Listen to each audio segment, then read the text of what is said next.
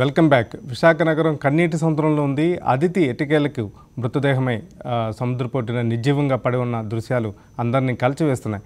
నిజంగా విశాఖ నగరపాలక సంస్థ కావచ్చు, రాష్ట్రంలోని మరికొన్ని నగరపాలక సంస్థలు కావచ్చు, మున్సిపాలిటీలు కావచ్చు, పరిపాలన ఎలా ఉంది, అసలు మురుగునీరు పోయే చోట కూడా సరైన రక్షణ వ్యవస్థలు ఉన్నాయా లేవా, పసిపిల్లల ప్రాణాలు కాపాడేలాగా అక్కడ వ్యవస్థలు సరిగ్గా పనిచేస్తున్నాయా లేదా అనే అంశంపైన తీవ్ర చర్చ జరుగుతుంది. జీవీఎంసీ తీరుపైన పెద్ద ఎత్తున నిరసనలు, ఆగ్రహావేశాలు వ్యక్తమవుతున్నాయి. ఎందుకంటే అక్కడ మురుగు కాలువ కలిసే చోట, ప్రధానమైన డ్రైన్లు కలిసే చోట కనీసం ఒక జాలీని ఏర్పాటు చేసినా సరే ఇవాళ అతిథి ప్రాణాలతో బతికి బట్టకట్టేది కదా అని ఒక రకమైన భావనలు అన్ని చోట్ల వ్యక్తమవుతున్నాయి. నిజంగా ఈ ఇన్సిడెంటు మొత్తం రాష్ట్రంలో నగరపాలక సంస్థల పనితీరు పట్ల ఒక తీవ్రమైన నిశితమైన విమర్శల్ని సంధించేలా చేస్తుంది. దీంతో పాటుగా ఒక చక్కని మార్పుకి ఈ ఇన్సిడెంట్కి దోహదపడుతుందని కూడా పెద్ద ఎత్తున అందరూ విశ్లేషకులు కూడా చెప్తున్నమాట. ముందుగా దీనిపై డిస్కస్ చేపడతాం. ముందుగా రామచంద్ర గారు, వాస్తవంగా ఇవాళ ఇన్సిడెంట్కి సంబంధించి అంటే ఈ ఇన్సిడెంట్లో నగరపాలక సంస్థ కావచ్చు, లేకపోతే స్థానిక సిబ్బంది కావచ్చు, వాళ్ళ పాత్ర ఎంతవరకు ఉంటుంది? ఈ నెగ్లిజెన్స్ని వాళ్ళ బాధ్యులు చేస్తే ఎలాంటి వాళ్ళపైన కేసులు పెట్టాల్సి ఉంటుంది? ఇది డెఫినెట్గా ఈ యొక్క బాధ్యత లోకల్ మున్సిపల్ అడ్మినిస్ట్రేషన్ తీసుకోవాల్సి ఉంది. మనం చూసాము, మన విశాఖపట్నం కాదు, అనేక నగరాలు, విజయవాడ కానివ్వండి, హైదరాబాద్ కానివ్వండి, బాంబే కానివ్వండి, ఏ నగరంలో అయినా సరే ముఖ్యంగా వానాకాలము మన హైదరాబాద్లో కూడా చూసిన చాలా గుంటల్లో పడి, లేకుంటే డ్రైన్ ఓపెన్ మ్యాన్ హోల్స్ పడటం, ఇవన్నీ కూడా మున్సిపల్ కార్పొరేషన్స్ కానీ ఎవరైనా సరే, అంటే విశాఖపట్నం కానివ్వండి, ఏదైనా దిల్లీ కానీ ఏదైనా కానివ్వండి, వీళ్ళ ఒక బాధ్యత ఉంటుంది. ఎందుకంటే ముఖ్యంగా వానాకాలం ఏదైతే ఉన్నాయో రోడ్స్ అన్నీ కూడా ఫ్లడ్ అయిపోయి మనకు మ్యాన్ హోల్స్ అన్నీ దాని ఏమంటారు steel man holes, iron man holes దొంగలు కూడా ఎత్తుకుపోతారు. మళ్ళీ ఇమీడియట్గా రీప్లేస్మెంట్ ఉండదు దానికి. దాంట్లో పిల్లలు పడిపోవడానికి చాలా సంఘటన మనం చూసినాం. ఈ విధమైనటువంటి ఒక సంఘటనలు ఏదైతే ఉన్నాయో దాన్ని మనము అంటే ఒక ఎగ్జాంపుల్స్గా ఈరోజు చిన్న పాప వాళ్ళ కుటుంబమే కాదు, ఈ మొత్తం యావత్ తెలుగు రాష్ట్రం అంతా కూడా బాధపడుతూ ఉన్నారు. ఈ రెండు రాష్ట్రాలు కూడా చాలా అంటే చూస్తుంటే మనకు ఎంత మనసు కరిగిపోతుంది. అంటే ఈ ఒక ఇన్సిడెంట్ జరగకుండా ఉండాల్సినటువంటి ఒక మనం ఆలోచిస్తే ఈ కేవలం లోకల్ అడ్మినిస్ట్రేషన్ ఒక బాధ్యత. ఆ ఏరియాలో ఉన్నటువంటి ఒక ఏదైతే మున్సిపల్ ఎంప్లాయీస్ ఇబ్బందులు ఉంటారో వాళ్ళు రెగ్యులర్గా మ్యాన్ హోల్స్ ఎక్కడ ఓపెన్స్ ఉన్నాయి అది చెక్ చేయాల్సిన అవసరం ఉన్నది. తర్వాత ఈ యొక్క ట్యాక్స్లు కడుతున్నారు అందరూ, వేలాది లక్షలాది రూపాయలు ఈరోజు ట్యాక్స్ కట్టకపోతే తలుపుకున్న గొల్లాలు కూడా, ద్వారాలకున్న గొల్లాలు కూడా తీసుకెళ్లి, ద్వారబంధాలు కూడా తీసుకెళ్లి అనేక మున్సిపల్ కార్పొరేషన్లో ఇంట్లో వంట పాత్రలు తీసుకెళ్ళి కేవలం ఎంప్లాయీస్ శాలరీసే కాకుండా వాళ్ళు ఈ యొక్క ఎమ్యూనిటీస్ ఏదైతే ఉన్నాయో ప్రొటెక్షన్స్ కోసం చూడాల్సిన అవసరం ఉన్నది. ఇది ఒక అంటే మనం ఒక సివిలైజ్డ్ సొసైటీలో ఉంటున్నాం. Urban development, town plannings develop అయినాయి. ఇవన్నీ డెవలప్ అవుతున్న సమయంలో ఇటువంటి ఒక ఇన్సిడెంట్ ఇప్పుడు మనం ఓపెన్ బోర్స్ ఊళ్ళలో చూస్తూ ఉంటాం. ఆ బోర్ డిగ్ చేసి బోర్ బాయ్స్ సంబంధించి అదే ఏదో మన ఊళ్ళలో ఎక్కడో అయింది, మనం దానికి నెగ్లిజెన్స్గా జనం బోరు అని అనుకుంటాం, సరే అని. కానీ ఇక్కడ అయితే జనరల్గా జనం సంచారం చేసేటటువంటి ఒక ప్లేస్లో, స్కూల్ నుంచి పిల్లలు వచ్చేటటువంటి ఒక దారిలలో ఇవన్నీ వాళ్ళు purely it's a failure of administration. Local body administration దానికి రెస్పాన్స్ తీసుకోవాలి. డెఫినెట్గా ఆ అమ్మాయికు ఆ మున్సిపల్ కార్పొరేషన్ కానీ కాంపన్సేషన్ ఇవ్వాల్సిన అవసరం ఉన్నది. ఇది ఇక్కడ అంటే నెగ్లిజెన్స్. మీరు సీనియర్ న్యాయవాది కూడా, గతంలో ఈ ఇన్సిడెంట్ జరిగిన సందర్భంలో స్థానిక పోలీస్ కమిషనర్ పెద్ద ఎత్తున జీవీఎంసీ అధికారులపై విరుచుపడడం జరిగింది. ఇన్సిడెంట్ జరిగిన తర్వాత వెంటనే అక్కడ ఉన్న స్వచ్ఛంద కార్యకర్తలు కొంతమంది వచ్చారు. ప్రజలు స్వచ్ఛందంగా వచ్చి ఆ కాలంలో దిగి ఆ అమ్మాయిని ఎక్కడైనా ఉందా, ఎక్కడైనా చిక్కుకుపోయిందని ఆతృతగా కిందికి దిగి వెతికిన సందర్భంలో మున్సిపల్ కార్పొరేషన్ ఘటన జరిగిన తర్వాత దాదాపు 2 గంటల వరకు కనిపించకపోవడం కూడా పెద్ద ఎత్తున విమర్శలు వచ్చాయి. నేరుగా మీపై ఎఫ్ఐఆర్ పెట్టి మిమ్మల్ని జైల్లో పెట్టాల్సి వస్తుందని ఒక కామెంట్ చేయడం జరిగింది. వాస్తవంగా చట్టంలో అలాంటి అవకాశం ఉందా? చేస్తే ఇప్పుడు ఎవరి మీద చేయాలి, ఎవరిని బాధ్యత చేయాల్సి ఉంది? ఇది చేస్తే డెఫినెట్గా చట్టం అటు ఉంటుంది. ఇది 304A కింద ఉంటుంది. అంటే నెగ్లిజెన్స్ వల్ల డెత్ రావడం అనేది it falls in the 304A. ఇది 304A కిందనే అసలు వస్తుంది. ఇప్పుడు డాక్టర్ గానే మనం పోతే ఆయన నెగ్లిజెన్స్ చనిపోతే ఇమ్మీడియట్గా డాక్టర్ మీద కేసు పెడతారు. ఇప్పుడు ఇక్కడ ఎవరు నెగ్లిజెన్స్ చనిపోయింది? It is not a natural death, it is unnatural death due to accidents. ఆ యాక్సిడెంట్ ఏ విధంగా జరిగింది? ఒక నెగ్లిజెన్స్ వల్ల జరిగింది. కాబట్టి ఆ నెగ్లిజెన్స్కు డెఫినెట్గా క్రిమినల్ లయబిలిటీ ఉంటుంది. సివిల్ లయబిలిటీ కాంపెన్సేషన్ గవర్నమెంట్ ఏమిస్తుంది, లోకల్ అడ్మినిస్ట్రేషన్ ఏమిస్తుంది, తర్వాత సంగతి. అక్కడ ఉన్నటువంటి పోలీసు చేసిన వ్యాఖ్యానం అది వాస్తవానికి 100% కరెక్ట్. డెఫినెట్గా అది తీసుకోవాలి. ఎందుకంటే ఇక్కడ అడ్మినిస్ట్రేషన్ అపరిమితమైనటువంటి కావాల్సిన అవసరం ఉంది. తర్వాత వానాకాలం ఇటువంటి సంఘటనలు ఎక్కువ జరుగుతాయి. మీరు చూడండి, ఎక్కడైనా సరే దేశవ్యాప్తంగా కూడా ఈ మ్యాన్హోల్స్లో పడిపోవడం కానీ, ఈ డ్రైన్స్లో ప్రవహించడం కానీ, డ్రైన్లో నీళ్లు ఓవర్ఫ్లో కావడం కానీ, ఇది ఎక్కువగా జరిగేది వానాకాలం. తర్వాత విశాఖపట్నం తీర ప్రాంతం, అక్కడ వానలు అంటే ఇక్కడ రైల్ లైన్స్ కానీ అక్కడ ఎక్కువ పడతాయి. తర్వాత ఆ అవుట్లెట్స్ అని కూడా సముద్రమే వెళ్ళిపోతాయి. ఆ పోయేటటువంటి ఒక దీంట్లో ఎంత జాగ్రత్త పడాలి మున్సిపల్ ఎంప్లాయీస్.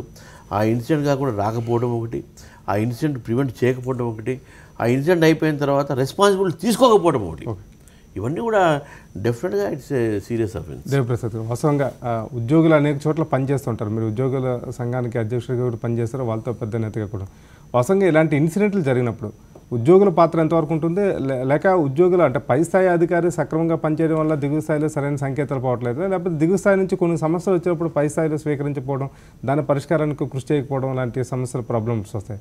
వాస్తవంగా ఏ తరహా ఇది మనం వ్యక్తిగతమైనటువంటి వ్యక్తుల మధ్య జరిగినటువంటి ఘటనగా దీన్ని చూడదు. వ్యవస్థాపరంగా ఉన్నటువంటి లోపాలని ఇలా విశాఖపట్నంలో జరిగినటువంటి ఘటన నిజంగా చాలా బాధాకరం. ట్యూషన్కి వెళ్ళొస్తున్నటువంటి చిన్నారి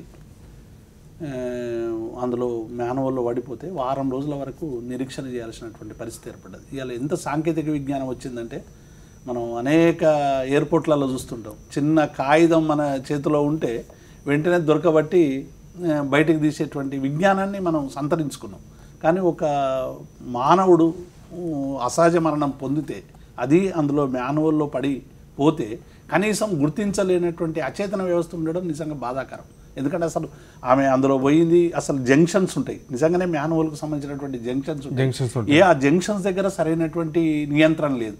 ఒక జంక్షన్ నుండి ఒక జంక్షన్కి వాటర్ పోతున్నప్పుడు తప్పకుండా మనం ఎక్కడైనా అబ్స్ట్రక్షన్స్ వస్తాయి. ఎందుకంటే మనం సివరేజ్లో కానీ ఇక్కడ కానీ ఎక్కడ అబ్స్ట్రక్షన్ వచ్చినా మన ప్లానింగ్ ప్రకారం ఎక్కడ దాన్ని అక్కడి నుంచి తీయొచ్చు అనేటువంటి మన ప్లానింగ్ కూడా ఉంటుంది. కానీ ఇది పూర్తిగా బాధ్యత రాహిత్యం. అసలు ఆమె పోయింది, చనిపోయింది, ఆమె పాలనకి ఆమె పోయింది అనేటువంటి పద్ధతిలో వ్యవహరించినటువంటి తీరు నిజంగా చాలా బాధాకరం. నిజంగా అధికారుల మీద, అధికారి మేము ఉద్యోగ సంఘ నాయకులుగా అయినా ఏ అధికారి అయినా బాధ్యతారాహిత్యంగా ప్రవర్తించినప్పుడు ఆ అధికారుల మీద చర్యలు తీసుకోవాల్సింది. ఎందుకంటే ఇది ఒక మన ఇద్దరి మధ్యనో ముగ్గురు మధ్య సంబంధించిన వ్యక్తం కాదు, మొత్తంగా ప్రజల్ని కాపాడాల్సినటువంటి గురుతరమైనటువంటి బాధ్యత. ఇంతకుముందే రామచంద్రరావు గారు చెప్పినట్టు వర్షాకాలం ఇది రెగ్యులర్గా చాలా మ్యాన్హోల్స్ ఉంటాయి. మ్యాన్హోల్స్లో ఇలా విచిత్రమైనటువంటి పరిస్థితి ఏంటంటే వాటికి సరైనటువంటి రక్షణ లేకపోవడం ఒకటి, సరైనటువంటి నిఘా లేదు. అక్కడ ఉండేటువంటి ట్రాఫిక్ పోలీసు ఈ మ్యాన్హోల్ తీసుకుపోతున్నా ఆయన అది జిహెచ్ఎంసీ వాళ్ళు తీసుకుపోతున్నారేమో నాకు సంబంధం లేదనేటువంటి పద్ధతిలో ఆయన చూస్తాడు. ఇంకెవరికైనా ఇది ఎవరో పద్ధతి అనేటువంటి పద్ధతి ఉంది తప్ప ఇది ఓల్గా మన సమాజానికి సంబంధించినటువంటి ఆస్తి, దీన్ని ఎత్తుకపోవడం అనేటువంటిది భవిష్యత్ తరాలకు నష్టం అనేటువంటి పద్ధతిలో ఇవాళ ఒక కోఆర్డినేషన్ కూడా జరగనటువంటి పరిస్థితిని చూస్తూ ఉన్నాం. మొత్తం మ్యాన్హోల్స్ ఎత్తుకపోతున్నటువంటి ఘటనలు. వర్షం వస్తే అందులో హైదరాబాద్లో కూడా గత సంవత్సర కాలం కింద మ్యాన్హోల్లో పడి ఒక ఉద్యోగి చనిపోయినటువంటి సంఘటన కూడా చూసాం. స్కూటర్ మీద పోతుంటే వెనకగలి అందులో పడిపోయింది, అసలు దొరకనటువంటి పరిస్థితి. కాబట్టి ఇది నిజంగా ఇంత బాధ్యతారాహిత్యంగా ఉండడం అనేటువంటిది ఇది సమాజానికి మంచిది కాదు. ఇప్పటికైనా ఈ సంఘటన నిజంగానే ఆ పాప చనిపోయింది, పాపకి దుఃఖభరితమైనటువంటి కుటుంబ సభ్యులు వేదన భరితం ఆమెకి ఇచ్చేటువంటి కంపెన్సేషన్ అవన్నీ కూడా రెండవ చర్చ అయితే, ఈ చర్చ భవిష్యత్తులో ఎవరు కూడా ఇంతటి అసహజ మరణం అంటే ట్యూషన్కి వస్తున్నటువంటి పిల్ల, ఇంటికి రావాల్సినటువంటి పిల్ల మ్యాన్హోల్లో పడి చనిపోవడం అనేటువంటిది పడిపోయి ఆమె దాని కనెక్టెడ్ ఉన్నటువంటి సముద్రం బీచ్లో తేలడం అనేటువంటిది ఇది నిజంగా ఎంత బాధాకరం అంటే ఈ బాధని అసలు ఇప్పటికైనా గమనించి భవిష్యత్తులో ఇటువంటి సంఘటనలు జరగకుండా ప్రభుత్వాలు చర్యలు తీసుకోవాలి. ఆ కంపెన్సేషన్ ఎంత నిర్ణయిస్తాం, ఆ పాప బతికుంటే ఆమె ఏమయ్యేది ఎవరేం చెప్పగలం మనం. కాబట్టి ఇటువంటి విషయాల పట్ల ప్రభుత్వం ఇంత నిర్లక్ష్యంగా వ్యవహరించడం ఇది ఒక్క వ్యక్తులకే మనం ఆపాదించి చేయకుండా ఈ వ్యవస్థలో ఉన్నటువంటి లోపాలను సరిదిద్ది తప్పకుండా వర్షాకాలం వచ్చినటువంటి సందర్భంలో వర్షం మనం ఎక్కడైతే మెట్రాలజీ డిపార్ట్మెంటు సిగ్నల్స్ ఇస్తుందో అలర్ట్స్ ఇస్తుందో అలర్ట్ సందర్భంగా కూడా బాధ్యులను చేసి రోడ్ టు రోడ్ కూడా ఏ ఒక్క దగ్గర కూడా ప్రతి మ్యాన్హోల్ దగ్గర రక్షణ ఉండే విధంగా ప్రభుత్వం చర్యలు తీసుకోవాల్సినటువంటి అవసరం. మీరన్న పాయింట్లో ప్రతి ఏరియాని ఒక బాధ్యతాయుతమైన అధికారి అప్పగించినట్లయితే ఇవాళ ఇలాంటి దుస్థితి రాదు. ఇప్పుడు ఈ రోడ్డుకు సంబంధించి పలానా రోడ్డుకు మన మాన్యువల్స్ మనకు అన్ని ఎక్కడెక్కడ ఉన్నాయి తెలుస్తాయి. తప్పకుండా దాన్ని బాధ్యత తీసుకోవాలి. ఇలా మనం అనేక మంది ఉద్యోగులు ఉన్నారు, బయట వాళ్ళు ఉన్నారు, సంఘాలు ఉన్నాయి. మీరు అప్పీల్ చేయండి. లేకుంటే ఎవరైనా వచ్చి ఆ బాధ్యత తీసుకుంటారు, కాలనీలు బాధ్యత తీసుకుంటాయి. ఇవి ఏవి లేకుండా చేయకుండా ఇట్లా ప్రాణాలు పోతా ఉంటే ఇది తరచుగా ఒక విశాఖపట్నమే కాదు అన్ని పట్టణాల్లో కూడా ఇలాంటి పరిస్థితి ఇది తెలంగాణలో ఉంది, ఆంధ్రలో ఉంది, ఇంకో రాష్ట్రంలో ఉంది. వీటిని అన్నింటినీ కూడా ఒక రకమైనటువంటి కోఆర్డినేషన్ చేసి వీటిని కాపాడాల్సినటువంటి. ఓకే వైజాగ్ నుంచి వైఎస్ఆర్సీపీ నేత కర్ణం ధర్మశ్రీ గారు గుడ్ మార్నింగ్ అండి. మీరు వైజాగ్లోనే ఉన్నారు. వైజాగ్ ప్రజలు ఏ విధంగా స్పందిస్తున్నారు? ఈ ఘటన పట్ల అక్కడ ఎలాంటి రెస్పాన్స్ వస్తుంది? అసలు ప్రజలు ఏం కోరుకుంటున్నారు? విశాఖ నగరపాలక సంస్థ సమూల మార్పును కోరుకుంటున్నారా? ఇప్పుడు బాధ్యులైన ఉద్యోగుల పట్ల చర్యలు తీసుకోవాలని కోరుకుంటున్నారా? అసలు ప్రజలు ఏమంటున్నారు? మీరు అన్నారు అసలు ఈ మహానగరానికి వైజాగ్ అని పేరు ఎలా వచ్చిందో ఇది చరిత్ర ఉంటుంది. కానీ ఇప్పుడు వైజాగ్ వచ్చే వాళ్ళందరూ కూడా వైజాగు అనే సందేహం ఏర్పడిందండి. వైజాగ్ ఎందుకు వెళ్ళాలి? అతిథిలాట అమాయకులందరూ కూడా ఈరోజు ప్రాణాలు కోల్పోయిన పరిస్థితి ఉంటే ఇది చాలామంది స్మార్ట్ సిటీ అన్నారు. ఇతర ప్రపంచ దేశాల్లో ఉన్నటువంటి తెలుగు వాళ్ళు చాలామంది విశాఖపట్నం ఆంధ్రప్రదేశ్ విడిపోయిన తర్వాత ఏంటంటే విశాఖపట్నానికి మంచి కీర్తి స్ఫూర్తి ఉంది, తప్పనిసరిగా ఇది స్మార్ట్ సిటీ కదా అని అనుకున్నారు. ఇది స్మార్ట్ సిటీ కాదు, వేస్ట్ సిటీ కింద మార్చే పరిస్థితిని పాలకులు తీసుకొస్తున్నారు. ఎందుకు అంటే ఇక్కడ ఇప్పుడు మనం వానాకాలం వర్షాకాలం కాలం మీద నెట్టకూడదండి, పాలన మీద మనం దృష్టి పెట్టాలి. ఇక్కడ ప్రతి దగ్గర కూడా వర్షాకాలాలు ఉంటాయి. కానీ ఇంత దారుణమైన పరిస్థితి ఈరోజు విశాఖపట్నంలో విషాదాన్ని మిగిల్చినటువంటి అతిథి తాలూకు సంఘటనగా మనం ఒకసారి బేరీజ్ వేసుకుంటే ఇందాక దేవిప్రసాద్ గారు చెప్పినట్టు వ్యవస్థ ఎంత ఇదిగా ఉందో చూడండి. ఇక్కడ ఉన్నటువంటి ప్రజల అవస్థలు ఒకసారి దృష్టి కేంద్రీకరించవలసింది పోయి ప్రచారాలకి ఆర్భాటాలకి ఆలోచిస్తున్నాయి ప్రభుత్వాలు తప్ప నిజంగా ఎంత స్మార్ట్ సిటీ అన్నప్పుడు నిజంగా ఎలా ఉండాలండి? ఈ కేటాయింపులు చూస్తే కోకోలలుగా చూపిస్తున్నారు అంకెలతో. చూస్తే కూడా అభివృద్ధి నిరోధకాలే. ధర్మశ్రీ గారు, ఈ హుద్హుద్ తుఫాన్ వచ్చిన తర్వాత మొత్తం నగర స్వరూపం మార్చేస్తాం, అండర్ గ్రౌండ్ డ్రైనేజీలన్నీ చేస్తాం, మొత్తం మీదకి ఎలక్ట్రిసిటీ తదితరాన్ని మొత్తం అండర్ గ్రౌండ్ చేస్తాం, మొత్తం నగరాన్ని పెద్ద ఎత్తున అభివృద్ధి చేస్తామని కొన్ని వేల కోట్ల హామీలు వచ్చిన నేపథ్యంలో తాజా ఇన్సిడెంట్ని మీరు ఎలా చూస్తారు? ఇప్పుడు హుదూద్ తుఫానికి కూడా ఏంటంటే దాన్ని కూడా రాజకీయంగా మలుచుకుందాం అనుకుంటే ఎలాగంటే ఇప్పుడు ఎలా ఉందండి, ఈరోజు తెలుగుదేశం ప్రభుత్వం నిన్న క్యాబినెట్లో నిర్ణయం తీసుకుందండి. స్థానికత రావాలనుకుంటే మీరు రేపు ఏమో 17వ తారీఖు కల్లా రావాలనో వచ్చే అంటే అలాంటి విషయాలు కండిషన్లు ఎప్రిషియేట్ చేద్దాం, మంచిదే. ఎందుకంటే మన పరిపాలన మనం బాగా చేసుకోవాలి, మన వాళ్ళందరూ రావాలి, ఇలాంటి మంచిగా చూద్దాం. కానీ ఇక్కడ హుదూద్ తుఫాన్ని కూడా రాజకీయంగా మలుచుకొని దానికేమో 1000 కోట్లు ప్రకటించినట్టు మోడీ గారు అంటే ఈరోజు కొంతమంది రామచంద్రరావు ఏమనుకుంటే చెప్పలేను. కానీ మోడీ చేశారా ఏంటి? 600 కోట్లు రిలీజ్ చేసి 400 వదిలేశారా? నోపక్క 400 రాలేదు కాబట్టి విశాఖపట్నాన్ని ఇలాంటివి ఏమో బాగు చేయలేకపోయిన పరిస్థితి ఉంది. కేంద్ర ప్రభుత్వం ఇంకా నిధులు తేవాలి, నిధులు రిలీజ్ చేయలేదని మరొక పక్క ఈరోజు అక్కడేమో హుదూద్ తుఫాన్ ఆసరాగా తీసుకొని బ్రహ్మాండంగా ఎల్జీ లైట్స్ అన్నీ కూడా బ్రహ్మాండంగా పెట్టాం. ఇంకా ఏంటంటే కరెంటు ఆదా బాగా జరుగుతుంది, చాలా బాగా చేసాం, పున్నమి వెన్నెల కనిపిస్తుంది, విశాఖపట్నాన్ని ప్రచారం చేస్తున్నారు తప్ప ఇక్కడ ఉన్నటువంటి పరిస్థితులు కానీ చూస్తే చాలా దారుణమైన పరిస్థితి. ఎందుకంటే జీవీఎంసీ పరిధిలో మేము ఉన్నాం కాబట్టి ఇక్కడ ఏంటంటే మున్సిపాలిటీ అధికారులు ఎంత చేస్తే కార్పొరేషన్లో డబ్బులు లేవు, ప్రభుత్వాలు ఏమో మాటలు చెప్తున్నాయి, ముఖ్యమంత్రి మాటకు వస్తున్నాడు, మాటలు చెప్తున్నాడు తప్ప మోట్లు ఇవ్వలేదు అనేది జీవీఎంసీ తాలూకు ఇంజనీర్ తాలూకు అభియోగం. అందుకని ఇలాంటి అతిథి సంఘటనలు ఎలా జరుగుతున్నాయని. ఎందుకంటే ఎక్కడ చూడండి, ఏ గల్లీ వెళ్ళండి, ఏ వీధి వెళ్ళండి, ఎక్కడున్నా ఇక్కడ కైలాసపట్నం కానీ, పూర్ణ మార్కెట్ ఏరియా కానీ, అలాగే ఓల్డ్ సిటీ ఏరియాలో కానీ, లేదు అంటే ఇక్కడేమో అల్లిపురం ఏరియాలో కానీ, మరిపాలెం ఏరియాలో కానీ, కందరపాలెం ఏరియాలో కానీ ఎక్కడ చూసినా సరే దుర్గంధం, ఇలాంటి దుర్భరమైనటువంటి పరిస్థితి కనిపిస్తుంది శ్రీహరి. ఓకే సార్, ప్రస్తుతం ఉన్న పరిస్థితుల దృష్ట్యా అక్కడ జీవీఎంసీ అధికారులు బాధ్యత తీసుకోవడానికి సిద్ధంగా ఉన్నారా లేరా? అసలు మీ పార్టీ నుంచి వస్తున్న డిమాండ్ ఏంటి? అంటే ఇక్కడ ఒకటి సార్, ఇక్కడ ఏంటంటే ప్రభుత్వ వైఫల్యాల్ని అధికారిని బలి చేయడమో బదిలీ చేయడమో కాదండి కారణం. అదొక్కటి రెమెడీ కాదు. It's not a remedy to transfers. ఎందుకంటే ట్రాన్స్ఫర్ ఏదో చేసి ఒక అధికారిని బలి చేసేద్దాం, ఒక అధికారిని బదిలీ చేసేద్దాం, దీని పరిష్కారం అయిపోద్దాం అంటే కాదు. ఇక్కడ ప్రభుత్వం కేవలం ఏంటంటే దృష్టి కేంద్రీకరించేటప్పుడు, అంటే రాజకీయంగా కూడా కాదండి, ఏ ప్రభుత్వం మా ప్రభుత్వం ఏ ప్రభుత్వం సరే పర్టికులర్ ఇలాంటి ఇన్సిడెంట్ని ఆసరాగా తీసుకొని ముందుండి భవిష్యత్తు భావితరాలకు ఇలాంటి జరగకూడదు, మళ్ళీ కామెంట్ రాకూడదు, ఇలాంటి కామెంట్ వస్తే ప్రజల మూమెంట్ వచ్చే ప్రమాదం ఉందని భావించి ఇమ్మీడియట్గా వీటికి ఏంటంటే సొల్యూషన్ ఆలోచించాలి. అది చేయట్లేదు. ఎప్పుడు కూడా ఏంటంటే ఏ ఒక్కటి చూసినా సరే రాజకీయ ప్రయోజనాల కోసం మొలుచుకునే కార్యక్రమం చేస్తున్నారు. కాబట్టి ఇది పాలనాపరమైనటువంటి వైఫల్యం, ఇది పాలనా ప్రభుత్వ వైఫల్యాలు, ప్రభుత్వ నిర్లక్ష్య వైఖరి ఇది, అంతే తప్ప ఇక్కడ అధికారులు కాదండి. కాకపోతే అధికారులు కూడా ప్రభుత్వంలో భాగస్వాములు కాబట్టి అధికారి మీద ఎటువంటి చర్య తీసుకుంటారో ఇక్కడ బాధ్యతయుతమైనటువంటి మంత్రులు ఉన్నారు. ఇక్కడ పట్టణ ప్రాంతంలో ఉన్నటువంటి మంత్రులు కూడా ఉన్నారు. పట్టణానికి ఎంత చేస్తాం అంత చేస్తామని ఆ మంత్రులపై కూడా చర్య తీసుకునే కార్యక్రమం చేయాలి. అప్పుడే అతిథి లాంటి వాళ్ళు అతిథి ఆత్మకి ఉపశమనం కలుగుతుంది. ధర్మశ్రీ గారు, అక్కడ ఉన్న ఇద్దరు మంత్రులకు కూడా సిటీ నాదంటే నాదని కొట్టుకున్న పరిస్థితి కూడా ఉందని రాజకీయ వర్గాల పెద్ద చర్చ.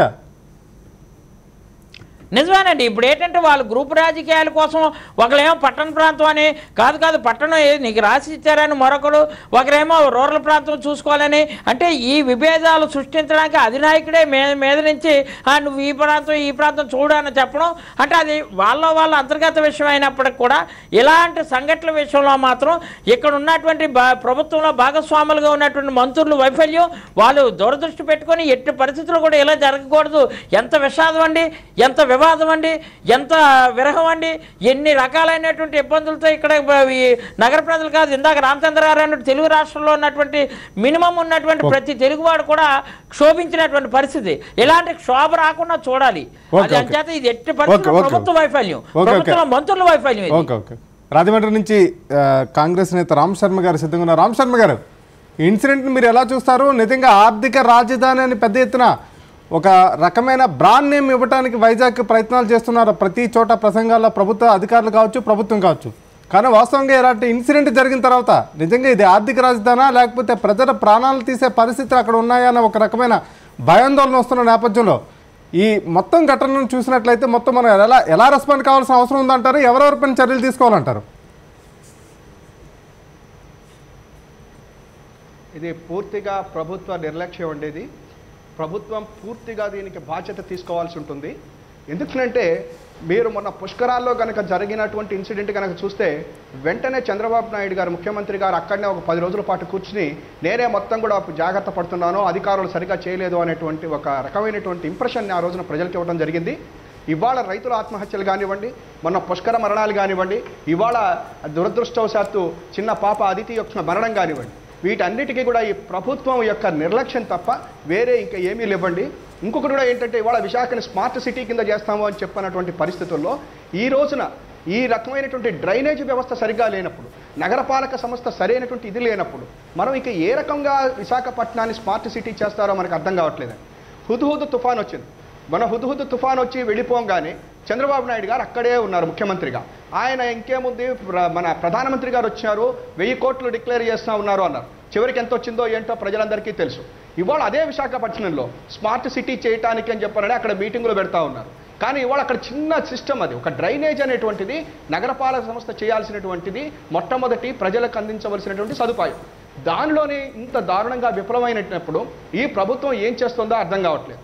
ఇంకొకటి కూడా ఏంటంటే విశాఖపట్నంలో ఈ రోజున మనం ఎంతో జాగ్రత్త పడి స్మార్ట్ సిటీ కింద చేసుకోవాల్సినటువంటి పరిస్థితుల్లో ఈ రకంగా సింగపూర్ వాళ్ళు లేకపోతే మలేషియా వాళ్ళు జపాన్ వాళ్ళు వస్తున్నారని చెప్పేటప్పుడు మనం ఏ రకమైనటువంటి ఇతరులకి, అంటే ఇతర దేశాల వాళ్ళకి ఏ రకమైనటువంటి మనం ఇంప్రెషన్ ఇస్తాము ఈ స్మార్ట్ సిటీ అనేది కూడా ఇవాళ ప్రభుత్వం ఆలోచించాలి. అయితే అన్నిటికంటే కూడా ఒకటి మాత్రం నిజం అండి, ఇవాళ ప్రభుత్వానికి ఈ సమస్యలు ఏవీ పట్టటం లేదు. రైతు ఆత్మహత్యలు పట్టటం లేదు. ఇవాళ పోలవరం కట్టాలి, పోలవరానికి మళ్ళా డబ్బులు 36,000 కోట్లు ఎంతో ఎక్కువ అవుతుందని చెప్తున్నారు. ఇవేమీ కూడా పట్టట్లేదు. వాళ్ళకి ఒక్కటే ఏంటంటే రాజధాని నిర్మించుకోవాలా, దాని సినిమా స్టైల్లో బ్రహ్మాండంగా చేయాలా, ఆ ఒక్క అంశం తప్ప ఈ ప్రభుత్వానికి ఈ ప్రజల సమస్యలు కానీ ఎటువంటి పరిస్థితుల్లోనైనా ప్రజల యొక్క కన్నీటిని తుడుద్దామని మాత్రం ఎటువంటి ఇది కూడా లేకుండా పోవటం అనేది చాలా దురదృష్టం అని చెప్పండి. ఇవాళ విశాఖ మహానగరంలో ఇప్పటికైనా ప్రభుత్వం చేసి చూసి నగరపాలక సంస్థనే కాదు, ఇవాళ ఏదో అధికారులను ట్రాన్స్ఫర్ చేయటమో లేకపోతే ఎవరి మీదో నెత్తినో వేయటమో కాకుండా ఇప్పటికైనా కూడా ప్రభుత్వం ఈ అన్ని సమస్యల్ని తీసుకుని ముఖ్యంగా నగరపాలక సంస్థలు లేకపోతే మున్సిపాలిటీలు ఈ డ్రైనేజ్ సిస్టమ్స్ని సరిగా చూడాలండి. మీరు ఇంకొక విషయం చూడండి, పుష్కరాల టైంలో 1350 కోట్లు ఎంతో ఖర్చు పెట్టారు. ఆ రోజునే చెప్పారు రాజమండ్రిలో సరిగ్గా మురికాలం లేవు, సరిగ్గా పనులు జరగట్లేదు, అవినీతి జరుగుతూ ఉన్నది అని చెప్పిన ప్రతిపక్షాలన్నీ చెప్పినాయి. మా కాంగ్రెస్ పార్టీకి సంబంధించినటువంటి కమిటీ వాళ్ళు కూడా వెళ్ళి చెప్పడం కూడా జరిగింది. కానీ అవన్నీ ఏమీ పట్టించుకోకుండా ఏమీ జరగట్లేదు, అన్నీ బాగానే ఉన్నాయని చెప్పనని చివరికి అంతమంది మరణాలు కూడా దారితీసింది. ఇప్పటికైనా కూడా ప్రభుత్వం కళ్ళు తెరిచి విశాఖపట్నంలోనే కాదు, రాజమండ్రి, కాకినాడ, గుంటూరు, విజయవాడ, కడప, తిరుపతి అన్ని చోట్ల కూడా ఇప్పటికైనా ప్రభుత్వం దృష్టి సల్పి ఈ నగరపాలక సంస్థలు కానీ మున్సిపాలిటీలకి వాళ్ళకి ఇవ్వాల్సినటువంటి నిధులు ఇస్తూ సరిగ్గా కనుక చేయకపోయేటట్లయితే ఇటువంటి మరణాలు ఇంకా సంభవించేటువంటి అవకాశం ఉంటుంది. దయచేసి ఇప్పటికైనా ప్రభుత్వం రాజధాని లేకపోతే భూములు లాక్కోవటమో కాకుండా ఇటువంటి సమస్యల మీద దృష్టి పెడితే మంచిదండి. ఓకే కాసేపు బ్రేక్ తీసుకుందాం. బ్రేక్ తర్వాత డిస్కషన్ కొనసాగుతుంది.